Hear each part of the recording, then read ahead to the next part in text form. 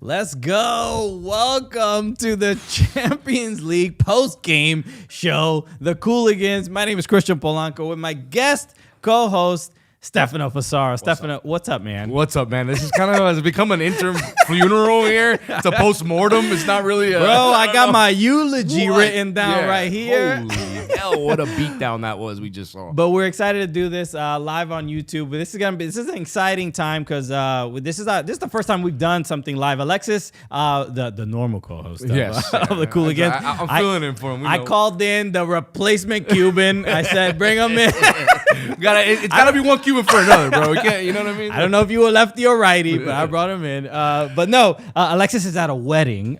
So he's Champions League final day. That's a bad look. That's a bad look. This is a sign. This is how you know that marriage is not gonna last. It ain't gonna work out. I know the people getting married. I hope it works out. But so we're excited to do this. Talk about this game. We're doing this live on YouTube. Shout out to Michael Raymond, Kyle Ritchie, Ben Skolnick. We got a couple people in the chat already. So please let us know your comments and thoughts throughout this broadcast. But yeah. Let's begin right where we need to. Yeah, man. A 5-0 drubbing. PSG win the Champions League, and without Mbappe. We'll talk about that in a little bit. But I mean, we just finished watching the game. What first thoughts, Stefano? First thoughts is it's historic, right? It's a historic loss for Inter Milan. We haven't seen anything like this.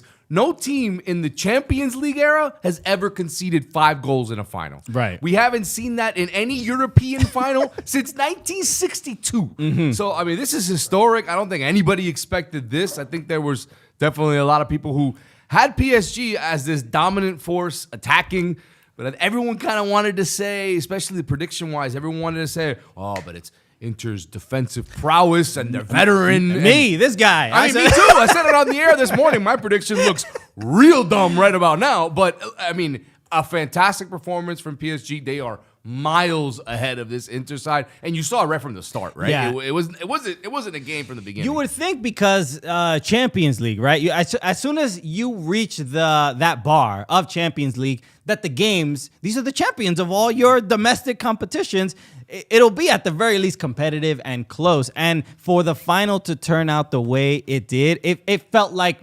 PSG is facing a team, the champions of Romania or something like legit, yeah. Like how it's hard to believe, especially with the matches that that Inter Milan had to get to this final, especially most recent, obviously in like Barcelona, right? To be able to put in that kind of performance and not just. You could argue tactically they got things wrong because they gave up as many goals as they did. But, to find the heart, to find the faith, to score the goals that they did and get to this final and just immediately not show up. Where we were talking earlier about the average age. The average age of PSG. What was the age difference, Carter? 5 years, 146 days. Right. Okay, so the average of about over 30 years old for the Inter Milan starting lineup at an average of just over 25 for PSG. And you would think that isn't that big of a difference, but there are some players that are a little bit older that skew that average a little bit. Yeah, if you were watching at the end there, if you're watching Acerbi, the center back, he's 37 years old. He looked every bit of 37 years old at the end of that game when Barcola absolutely put him on his ass in the box, so it wasn't looking good for him. It's surreal. We can talk about how good PSG are. We know the quality, and they've shown it. They haven't even shown it throughout the entire the league phase, but in that knockout round, and then when Kvaratskhelia joined the team, everybody was just like, "Yo, we got to all step up." But we're still kind of in shock. It's difficult. We'll start with the bad with Inter Milan because it seemed like they were focused on one particular thing, and that was Federico Di Marco. They were like, hey, I think this is the guy we're going to go after. Yeah. And the first 2 goals, he's a part of. He's the reason why they went in. Direct reason why those goals ended up in the back of the net. It's tough, right? Di Marco, for a long time, has been one of the best wingbacks in all of Europe, but clearly more on the back end, right, of the best moments of his career. But you saw him make terrible decisions. The first goal. What are you doing there, right? Why are you run? You play on the. He's marking Hakimi, who ends up scoring the goal, and he just runs to the other side because Doué gets the ball, and that's what happens, right? I think that what happened with Inter here, and it was a kind of a perfect encapsulation watching that first goal. You saw how the amount of players and talent that PSG had was kind of just having these defenders going everywhere, right? Yeah. Like it was almost like their heads were spinning, and that's what happened to DeMarco. He sees Doué get the ball in front of the goal. He goes, "Oh, I gotta go cover him." Yeah. But Hakimi's just like, "Oh, okay, I'll just stay right here by myself and get the goal." It's one of those, overwhelmed. When you play like Sunday League, people, my teammates are like, talk to each other, let us know who you got, where you are, where you're gonna be, and there was a moment with Chanalog. Really quick, guys. Really quick. I can't pronounce it. Christian. Yeah, the tough one. Hey, Christian, we got someone here for us, real quick. Oh, okay. I'm gonna bring him on. Here we go. Give me 2 seconds, and we're gonna bring him on. Okay, we have a caller, everybody. Who could it be? What famous guest should be joining our show? Let's take a look.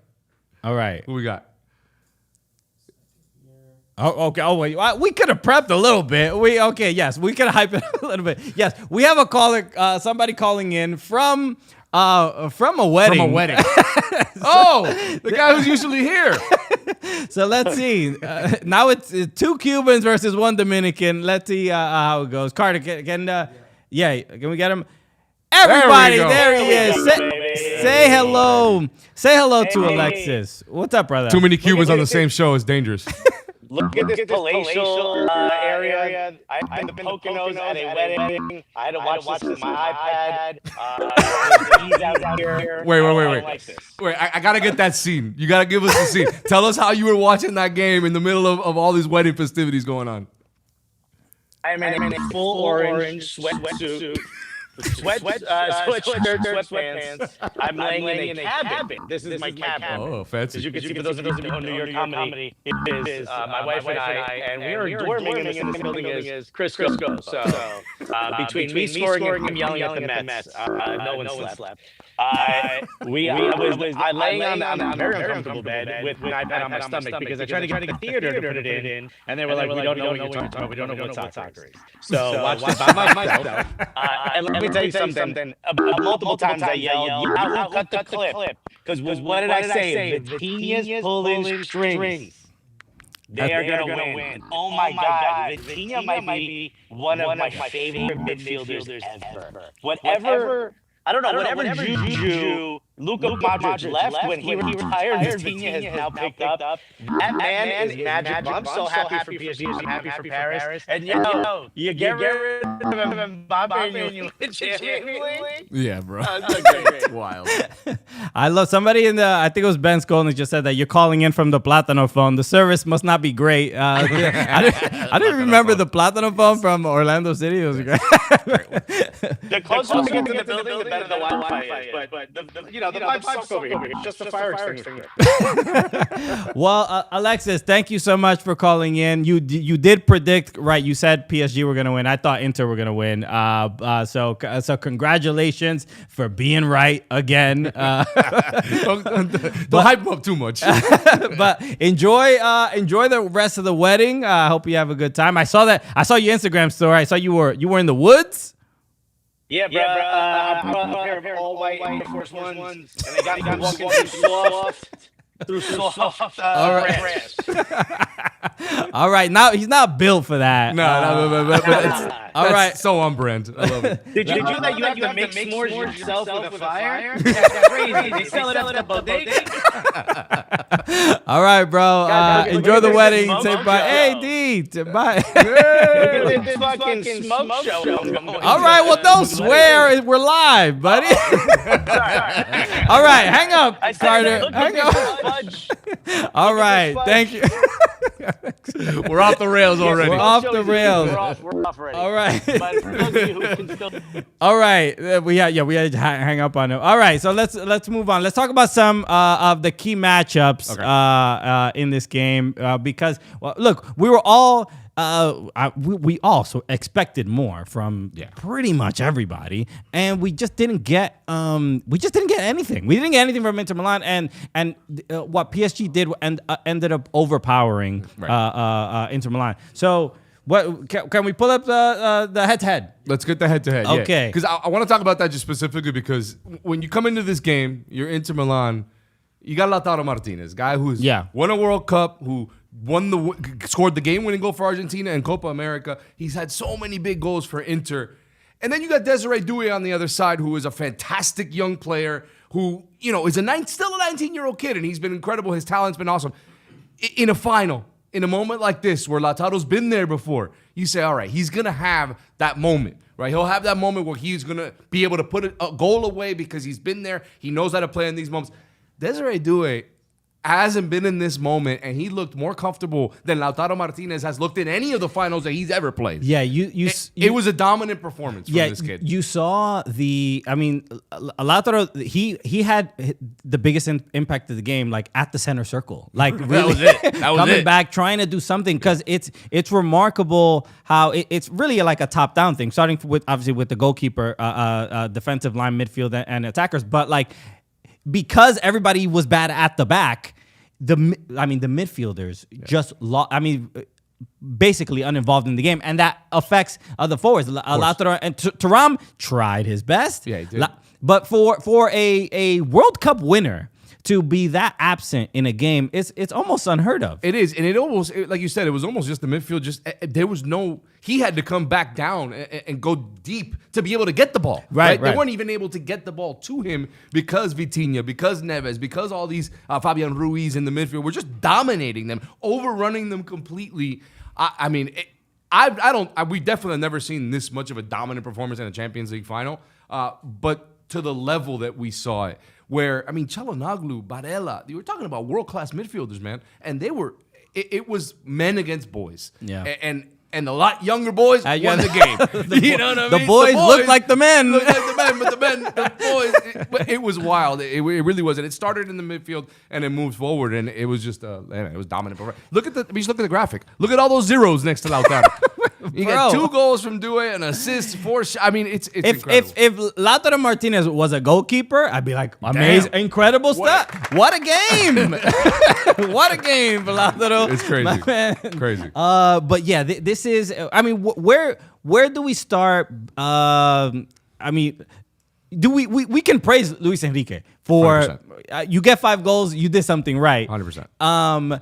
Part of it does feel like, was there anything specifically that Inzaghi did wrong that we can even start? When you lose by 5, it looks like everybody. It's a lot more than just one thing, I think. Because it's surreal to have the Champions League season that Inter Milan had and then have this game, because there was no other game that looked like this. Even in Serie A, it's just like uncomfortable to kind of experience. And even even if you're a neutral, if you're new to the game and I want to see the Champions League final, what's this all about? This is not a good display of the sport. No. So I wonder if there's anything we can pick out about Inzaghi. If you're Inter, at least when you look back at this game, you'll be like, no, that wasn't us. That was Borussia Dortmund. Look, they're wearing the yellow kits. Yeah. Yellow and black kits. No, that's not us. That was Borussia Dortmund taking on PSG. Not us. A rerun of last year's Champions League. Yeah, that's what they get for wearing their yellow jerseys and not the white. I know that wasn't away kits. That wasn't a good decision. Yeah, they mentioned it at the beginning of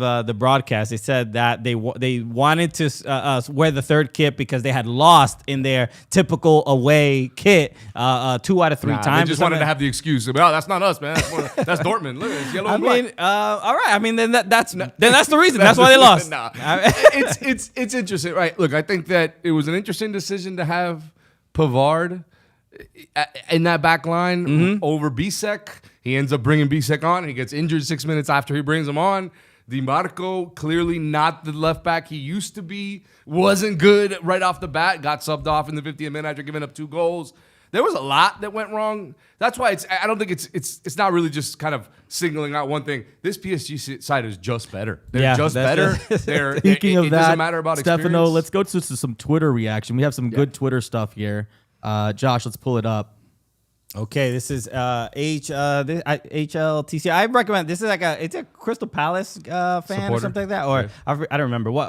Okay, it says there's a certain irony to Mbappe leaving Paris after 7 years in search of that Champions League golden goose, only for his former team to be an hour away from getting the job done in their first season without him. It's wild. I wrote it here. I go stock down Mbappe. He went ring chasing and he saw all his homies get it instead. Exactly, bro. Yeah, he did the not one, not two. He ended up with zero. PSG is an example of a team where the best player had to be sold for the whole club to move forward. And look, I've mentioned this before. I think we were talking about it on the last episode, where Mbappe is a great player. He does not necessarily make the team better. Yeah, and fair. and you see his stats on Real Madrid. Most goals most goals for an incoming player, right. And he is fantastic. It doesn't necessarily mean you're going to win games because of that. But with all that said, I'll take Mbappe 100 out of 100 times. I'm not complaining. This is a great one. What does it say? The dynasty starts after you, not with you. That's so good. I mean, look, you got to have... I wonder how Mbappe feels. I mean, he watched the game. Of course. And you would think he would be like... Happy for his boys? If they win 5-4, you'd be like, okay, the game was competitive. Like, right. Maybe I could have made a difference or whatever. But 5-0 says, like... We didn't even need you. Yeah. You actually hurt us. We would have given up more goals without you, with you here. It's wild because it's not just Mbappe either, right? You start thinking back the last couple of years. It's Messi. Mm-hmm. It's Neymar. It's a complete culture change. Going from these superstar players that have been established and, have salaries more than, a one-day salary is more than we all make in a year combined. And then they completely changed and said, we're going to these young, talented players. We brought Dembele in as their big guy. And it's really just all about their young talent and academy that has built up these players that now are having the best success. Obviously, European champions. Exactly. This is the best one. I'm going to have Josh play it, but it's hilarious. Please watch. Okay.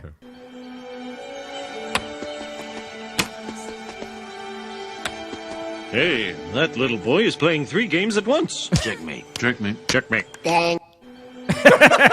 Love it.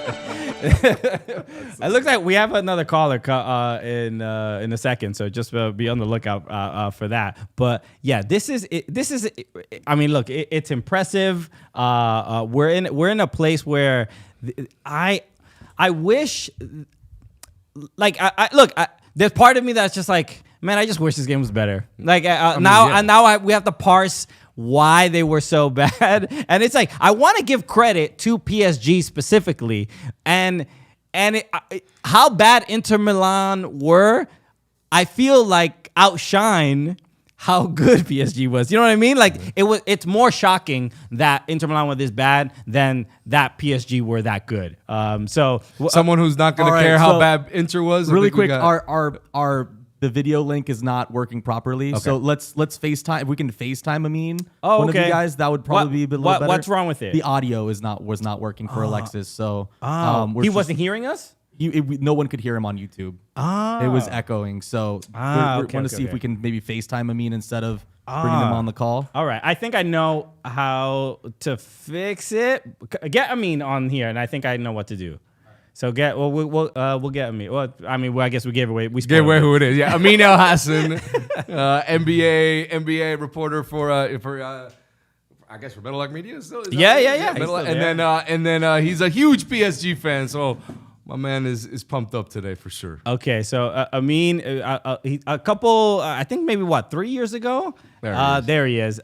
Amin, he did the show and talked about his PSG fandom, and it was something where I didn't realize how dedicated he was to the team. Oh, yeah. And when PSG made it to the final, I'm like, yo, Amin, please call in. So let's get Amin on the screen. I think if you just. Carter, if you just there he is. I mean, okay, everybody can see you, and then everybody sees the reality of TV. Actually, Amin, can you turn your phone sideways? Sideways. There we go. There it is. There it is. Perfect. All right. Carter, on I mean, everybody's seeing the behind the scenes. Live TV, baby. Go on the tab on the video tab, right there, and then hit the little gear icon. And then hit No, zoom out and hit. Change that max there and put there. There we go. That might be better. Hopefully it doesn't echo. I mean, count to 3. 1, 2, 3. 1, 2, 3. Actually, I'll count to 4. How about that? 1, 2, 3, 4, 5. 1, 2, 3, 4, 5. Audio. Mute that. 1, 2, 3, 4, 5. Right there. 1, 2, Yeah. 3, 4, Okay. 5, Now you're 7, good. Now 7. we hear you and everything. All right. There you go. Amin, you good? YouTube, you should be hearing us. Amin, congratulations, Thank brother. you. Congratulations. Where are you right now? Thank you. I'm home.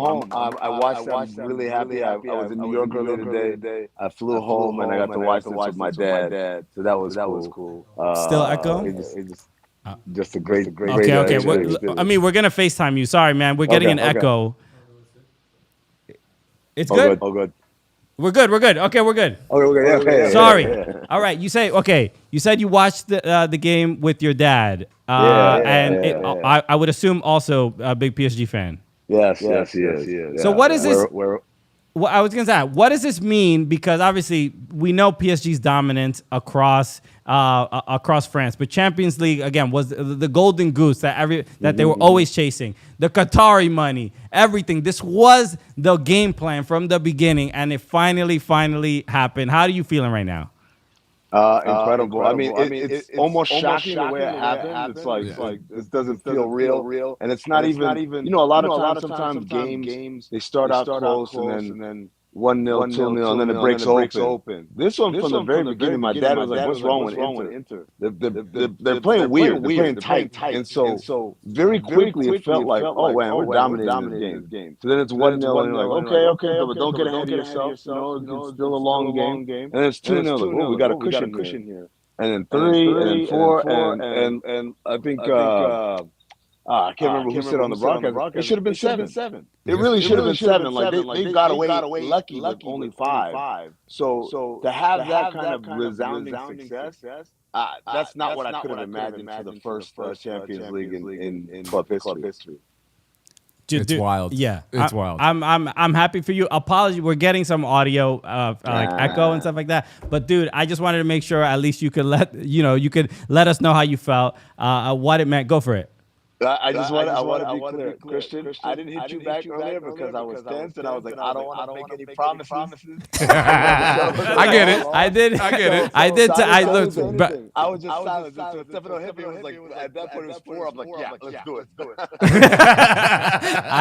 I texted him maybe like a week ago. I'm like, oh, you want to do? He said maybe I might be busy because of the NBA Finals. And then I texted you earlier today, and then Stefano was like, let me text him, and he responds to Stefano, not to me. But I get it.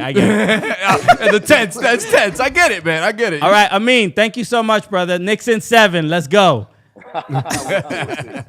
Be easy, Amin. Take care, man. Congrats. Thanks, guys. Cheers, brother. All right, apologies for the echo Audio on that. issue, yep. All right, but let's move on. Carter, what's the next graphic we're gonna be looking at?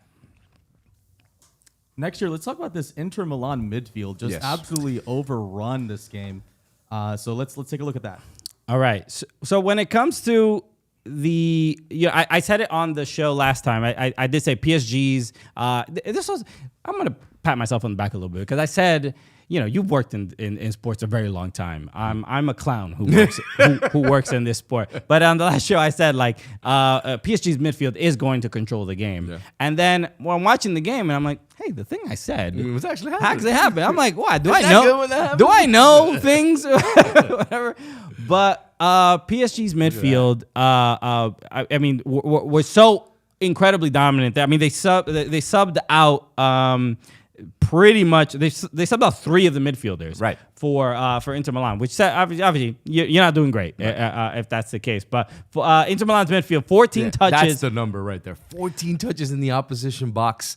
I mean, PSG had 31. That number, that's always usually around, a good game. You're in the 20s at the very least, right? 14 is shameful. PSG had 31 in their box. When you're talking about the 3 midfielders, that tells you the story right there. They couldn't even get into the box, into PSG's box. They barely even had the ball in their half. Yeah, I mean, I grasp that PSG's midfield is very good, but not this. It shouldn't be. It shouldn't be this much of a difference, right? Yeah, that was where it was like, yo, like. you look at this team, it's like, okay, you have a Barella and you have like I said, Çalhanoğlu. Those are two world-class midfielders. Vitinha is the one you'd say, okay, he's world-class. The other two are good players. They all three look like they were just on a different level. Yeah, and it's like, you think about players they like who leave like the Premier League, Henrik Mkhitaryan, and you're like, man, like, was Arsenal wrong in getting rid of him? Or like Manchester United, did they make a mistake in letting this guy go? And then you get these moments of like, oh no, they were not. That's why they did it. And you just have some it's just a stinker. I mean, there's no real way to put it. And again, it's like, I want to be celebrating PSG, but this is kind of historic how bad this team was. And our boy, we talked about DiMarco earlier. Our boy, he's also considered the midfield. DiMarco, man, probably the worst game of his career. At this point, right, we got to like retire the bald spot. The bald spot mohawk. The bald spot mohawk's got to go when you have a game like the that. bleached hair. Right? Yeah. Like, I think it's time to retire that. He's got to go back to the locker room after a game like that and just shave it. Like, all right, I'm done. It's one of those things where, sometimes you bleach your hair to bring attention to a certain part of your face or head or whatever, and it's just like there's too much going on. Too much going on, bro. You get when you get the bald spot here, right here between the mohawk, not a good look. Right, we're not here to shame anybody about bald. People go bald. Hey, bald spots. Hey, I can look over back here. It happens, but bro, it's like when I always think of like Giazzi Zardes from LA Galaxy, yes. who bleached his hair so his grandmother can see him on the pitch during broadcast, and it's like, all right, this is the game where you do not want to be seen. You don't want to be seen. You're having a game like that, you don't want to be seen. It was a tough one. Yeah, sure. We did have another stat, the Opto Paulo's stat where Inter. I'll read it out. It'll come up on screen right now. But Inter are the first team to concede 5 goals in a UEFA Champions League final, including the European Cup. It hadn't happened since 1962, Benfica, Real Madrid, which was 5-3. And but it would have been great. They got three goals, but 5-0 for the team that is supposed to be the defensive team. That's their brand. I think it says something too for the modern game a little bit, right? Where Inter still kind of plays the old school knockdown, drag out type of game where there's the very defensive. PSG is the new era, right? The Real Madrids and the Barcelonas, kind of teams that play positional soccer, positionless soccer, right? Where they know that the right back, or they know that they want to have a player in this space at the right way. It doesn't necessarily need to be the right back on the right side. Like, they move, they shift, and they find the space. And kind of having that diversity, it kind of is a win for this new era, of new age of soccer tactics, right? That maybe a little bit more positionless, where they know they got to have a guy out on the right, but it doesn't always need to be the right winger out on the right. It could be just the way that game turns, and you fill in and going through the channel on the other side. So it's a little bit of that different type of soccer and different type of attack that is clearly having more success now than the old defensive drag out type of game. Right. Ben Skolnick in the chat just said, rumor has it Inter was watching Galaxy highlights from this season prior to the game. That makes sense. Right. And Ben is an LAFC supporter. Speaking of the chat, clearly. We picked out a few comments from the chat that we thought were the best ones. Oh, let's go for it. Here we go. Josh, you can pull up the first one. Oh, Ben, we got another skull in there. PSG posted a Blangolan banger on, what was it? On Inter. But if you're not aware, if you're new to Cooligans lore, that flag that's behind Stefano right there is a Blangolan flag, and it's a whole country that was created by our supporters, essentially. I love that. Michael Raymond said, when it was announced Inzaghi was leaving, I knew Inter were not going to win it. Was he? Is it announced that he's leaving? Oh, okay. Does Michael Raymond know something we don't? I don't know, Mike Michael. got the insider info here. Yeah, Mike, you got the insider info? Hey, let me know.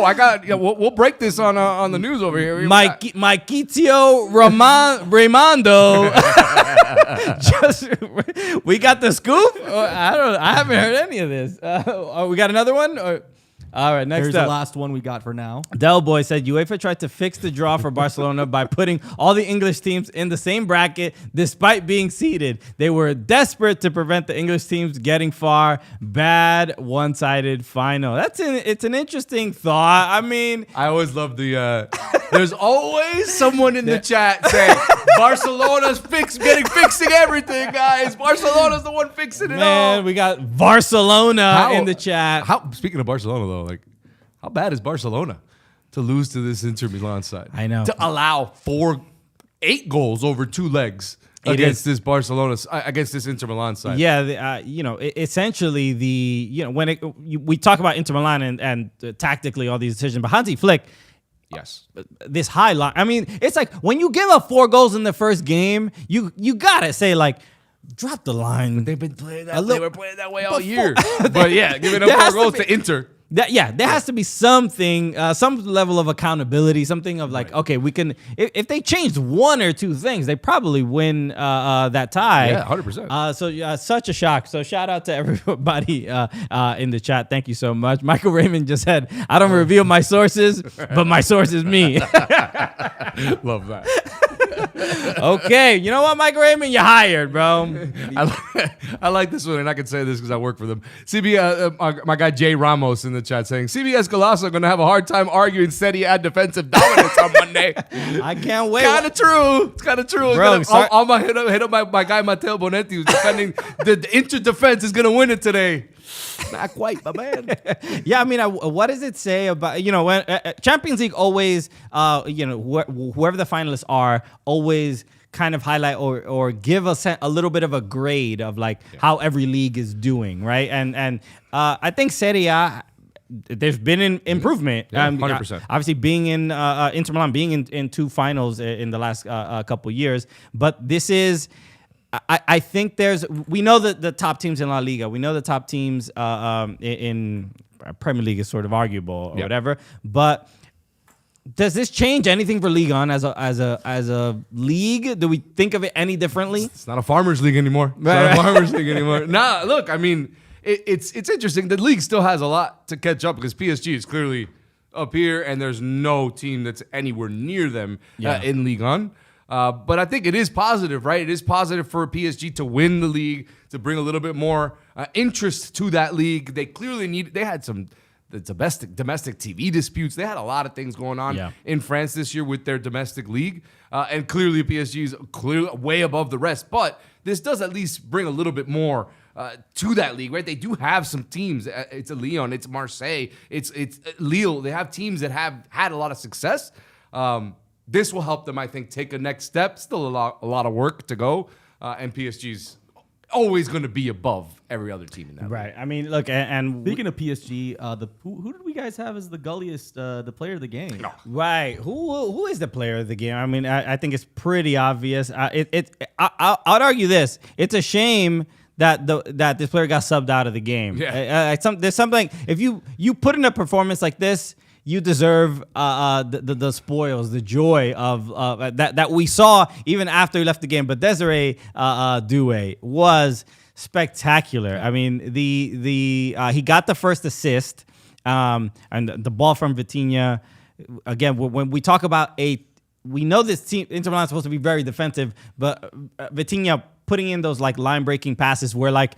Everybody's just ball watching, but Desiree Doué apparently being a DeMarco magnet because he runs right over to him and passes it off right to Hakimi for an open goal, and then he scores the deflection on Federico DeMarco again.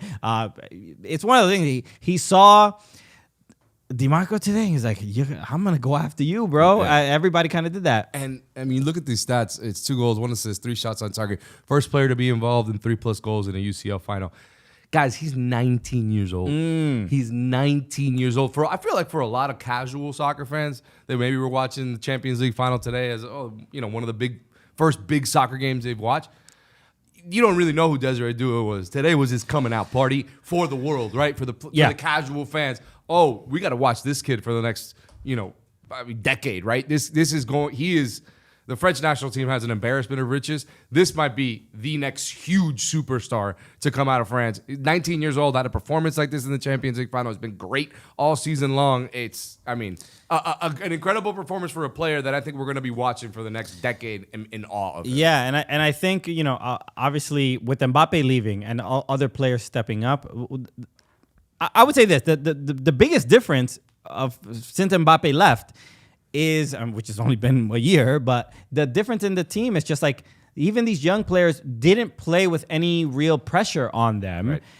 It's almost like they didn't know how to feel the pressure yet. Right. They're just playing ball. It's similar to when Tottenham won their first trophy in ages, right? Mm-hmm. But was it Madison was saying that he was like, a lot of these players are young. They haven't grown up with this, like, we haven't won and the pressure of playing for Tottenham. And it's kind of similar to PSG. Obviously, we all know PSG's the standard and the main goal was always to go for Champions League. But these players didn't grow up with this pressure that they have to win Champions League with, like, Mbappe, and then Mbappe's there, and then Neymar comes in, and then then Messi, and then it's like it's a clear sign, like, all right, we're trying to help you win this thing, and you're not giving the results that we want. So that's what you saw here. Every single touch, every pass. I always credit to it's like it's a subtle thing, but when midfielders receive the ball and let it run past them, and then run and continue to, like, it's a sign that, like, I know where the defenders are. Right. I know I'm gonna keep the pace of the ball going. I'm not gonna stop it and then turn, and it all game. And we saw the back heels. Yeah. I'm like, there was a point in the game there they were just toying. People, it's playing a game of EAFC. They're doing tricks out there. Michael Raymond said, "Did PSG prove that you don't need quote unquote superstars to win to UCL?" I mean, it's a great question. They have superstars. They have superstars. Yeah, that's the thing. It's like, you don't need to have a Kylian Mbappe. You don't have to have the player that's at the very top of the food chain, right? You could have a lot of extremely talented players. And don't get me wrong, like, Doué is going to be at the top of that food chain. Dembele is already near the top of that food chain. Like, they do have Cavada. I mean, we haven't even spoken. I know. We've been on the show for like half an hour. We haven't even spoken about Cavada yet. He maybe have unlocked this PSG side in January and made them the best team in the world, right? He was the final piece to bring them in. And you said it's all about the youth, right? We said Desiree Doué, 19 years old. Mayulu, who scored the fourth goal, the fifth goal, another 19. They had two 19-year-olds score goals in the Champions League final. That's insane. That's not even real. Stefano, they had 4 teenagers play for them this season. What were you doing at 19, bro? Getting into a lot of trouble. Definitely not doing anything that was positive to society. I can tell you that much. I love that. I don't know if you ever seen that Tracy McGrady clip where there's like some like streamer having conversation. He was like, "Oh, I'm too old to to do blank or whatever, or be famous or something like that." And he goes, he asked Tracy McGrady, he's like, "I'm 24. What were you doing at 24?" He goes, "Averaging 30." That's awesome. Great. That's what Doué is going to be able to say. All these guys. So what were you doing at 19, scoring 2 goals in the Champions League final? What were you doing? I mean, Desiree, I'm sorry, but it's all downhill from here, bro. Yeah, it doesn't get much better than that, brother. Sorry. No, man. To see the confidence of this team, and we're only really talking about the attackers. Guys, Twitter is a gold mine today. We got to go back to Twitter. Let's go. Yeah, let's go. Please. We got to react to a couple more tweets. Here's the first one. Okay, all right. Well, we can't play the music. I think we're gonna get in trouble. No, I got it. But yeah, this is what is it? I love it. I love it. Oh, I couldn't see the thing. Anyway, okay, now I can see that. That is Sam Smith. Sam Smith, yeah. Yeah, I mean, you're gonna get cooked if you put in a performance like that, and you got a haircut like that. I mean, just being real. He said, "Give me the Sam Smith." The barber said, "Say less." Say less, baby. What's this one? Might go depending on both of these goals. Oh, this is Drewski. Yes. Run way away. Bro, yeah, white-face Drewski. Twitter's gonna be a gold mine all night long. It should be, man. Yeah, this is look. There's gonna be lots of jokes for DeMarco specific. I was saying that we're highlighting the talking about the issues with Inter Milan, and we're talking about the attack for PSG, but the defending for PSG. I think is a little like kind of underrated. Pacho and Marquinhos and Marquinhos, who I didn't even realize at this point been at PSG for 12 years. Yeah, he's a legend. And he is he might be 22 years old. I don't know how long. I'm surprised. Like when you think of PSG, you just don't even really think of players being. He's that the long. only one I think that's. Is he? I don't know. Is he over 30? I think they've only played one player over 30 all season long with PSG, which is again wild to think about, right? Sure. But he's been he's the captain. He's kind of been the leader there.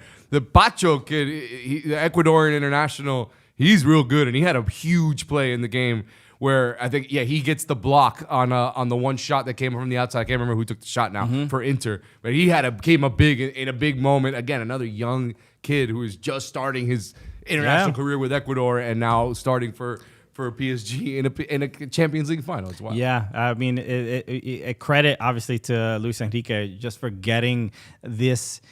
There was a little, given how the league phase went, there was not real any thought that this was the team that would even get to the final, and he just did enough. And we start to ask some questions about the Champions League format now, because I think one of the talking points was who gets home and who gets away. Like the teams that finished higher in the table didn't necessarily, because of the draw, have that second leg be at home, and that could have been a difference. Who knows if obviously the Arsenal Real Madrid wasn't a huge deal, but the Arsenal PSG. It's a tough situation and stuff like that. For a team to finish so low on the table and then get the second leg at home, it provides a bit of an advantage, not necessarily an excuse. Yeah, and they'll probably have some tweaks to some things with the Champions League. I did like the format. I thought it was cool. I thought it was different. I thought that we got where every game mattered, right? I feel like a lot of times when you had the group phase, some of those last couple games for some teams just didn't matter. They could rotate. I feel like every game mattered till the very end in that league phase. I liked it. But you could see some tweaks. You see, like maybe, if you finish towards the top, you should get home field technically, or so second leg home field, right? Yeah, there should be some clear I like it. I can get behind that. Yeah, I was, in general, if we can just wrap up and conclude this whole Champions League season, it worked out well, like as far as providing entertaining games. And even though, I did like that teams that were at the bottom of the table or mid, or that were fighting for a spot were like PSG, were Manchester Man City. And the idea of the group, like the previous group stage, you would face every team twice, and but now it's just like the unpredictability of you play a team that you probably never played before, or maybe the last time you played them was 8 years ago or something like that. And so the unpredictability of it was kind of fun. And even we were talking about Ligue 1, and we had some pretty cool stories with Brest, and I had to emphasize the Brest on CBS. That's what you have to do. I guess it's written in our contract somehow, bro. Bring up Brest as much as possible. Okay, we need our SEO numbers up. Yes. But then was it Lens? Lille. Yeah. Who also had a really, really great. So I think in that sense they did a good service to Ligue 1. And you had Liverpool was so good throughout the league phase, and then they draw PSG right when PSG gets Cavada. And things start to unlock for them, and you're like, "Well, this Liverpool's supposed to be the favorite here, but this PSG side is on another level." And look what it happens. They don't only win that win that tie, they go on and win the whole thing. Do you remember they changed the rule recently? But remember, it used to be Champions League cap ties. Yeah. And you couldn't you couldn't play. And Napoli wasn't. They weren't. Now it's about like registered. Napoli wasn't in any competition. Exactly. That's why they were so able to do that. It wasn't an issue, but they would have had still some issues doing that, like being able to register the player coming in January. Yeah. But since he wasn't in European competition, it didn't matter. Yeah, but it is fascinating how like bringing in a player in January and for that second phase, for the knockout phase of the Champions League, could change your fortunes quite a bit, and he was quite the addition. So the chat is acting up again, so we got to go back to the chat. All right, what are they doing? We got this first one. Crimson Pizza. You can read this one. Go for it. All right. Crimson Pizza says, but did you know that Alexis was working in the factory from the moment he walked out of the womb? Yes, Alexis, I think he had his first like factory job at like 11. This is like one of those. Alexis is like one of those, grandparents that was like, I walked to school in the snow, uphill, backwards. Sounds about right. Yeah, sounds about right. He's had the worst life. All right, what's next? And we got another one. Got a couple more for you. Ben again. I said Twitter working harder than Inter did. Yeah, Facts. Facts. Putting in work. Absolutely. Bro. Absolutely. Where's our trophy? Michael Raymond said Marquinhos is the founder of PSG, bro. Yeah. This new era of PSG, yeah, he's been there since the beginning, right? Sure, you need players to pass tradition on torch, to that kind of next generation, or even just players that join the team. And Marquinhos is clearly that. So, but yeah, no, man, this is a something exciting for PSG. I'll be honest. It's not necessarily the feel good story. It's not like PSG haven't spent billions of dollars to win to be in this exact moment right now. No, it's like, all right.